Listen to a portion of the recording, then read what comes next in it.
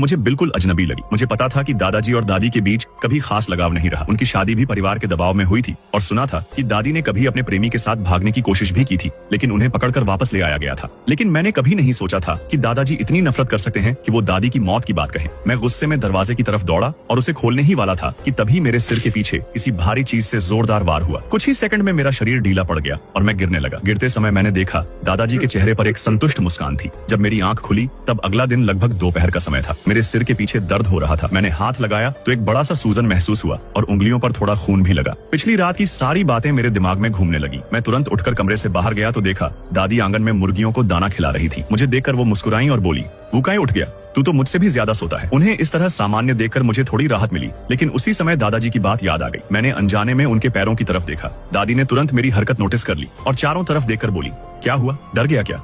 फिर उन्होंने अपने पैर जमीन पर जोर से पटके और बोली, "देख, मेरे पैर जमीन को छू रहे हैं, मैं ठीक हूँ।" मैं धीरे से उनके पास गया और धीमी आवाज में पूछा, "तो फिर कल रात वो क्या था?"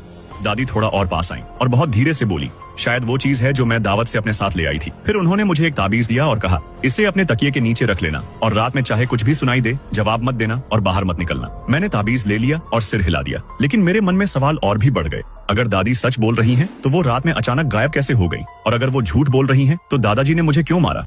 तभी दादाजी खेत से लौटते हुए आंगन में आए। उन्होंने मुझे देखकर पूछा, "अब सिर ठीक है?"